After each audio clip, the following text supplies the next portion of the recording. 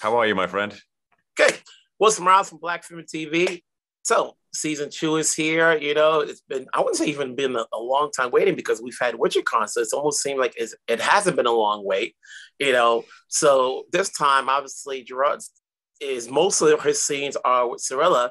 What was it like filming that particular scene, considering the whole setup in season 1 was to try to find her? Well, I mean, first of all, Freya did an absolutely amazing job. She had some difficult material to work with, and she really played that role of someone who's been through trauma and doesn't want to share stuff and harbors a secret, and also slowly falling into a place of trust and acceptance with this rather strange and intimidating group of people up in the mountains. And so it was enormous fun working with Freya on that and exploring the relationship between these two characters and seeing where we wanted to take them. For you, what did you want to do more? Talk more or do less action? Okay, well, I don't think there's any simple answer to that because I think if action is done right, then there's storytelling within the action. And it doesn't necessarily require talking. You look at the Blaviken fight scene from episode 1 of season 1. There's very little in the way of dialogue in that scene, but there's a lot of story. There's a lot of information which is given across. You understand a lot about the characters from the nature of the dance that they dance together.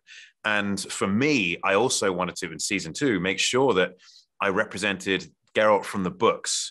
And so it's not necessarily about less action and more talking. It's more about making sure the character is represented as respectfully as possible and as faithfully as possible. And that requires showing that he's intellectual, he's wise, he's got a philosophical lean, and he's soulful. He's also grumpy and petulant, yes, but he's those other things as well. He's a three-dimensional character. And so in whatever manner that is carried out, that's all that mattered to me. Obviously, you've done a lot of roles which you've played more than once, and having what you just said just now, is it comfortable, when you can play on a role, even whether it's a series or a film, playing the same role as opposed to like when you have to tackle something new, if it's a whole original character, it's fun to play with. Otherwise, if it's coming from some sort of adaptation, you kind of have to play it to what fans remember. I mean, really, it is fun to play a character over and over again because you can do it better and better each time. I think when you have the opportunity to play a character, it's exciting and fun. But then when you're so comfortable with it, you've been sitting with a character for years, you can start to add some real finesse and nuance to these characters. And for me, it's vitally important to do justice to the source material because that's the kind of stuff which I fell in love with as a kid.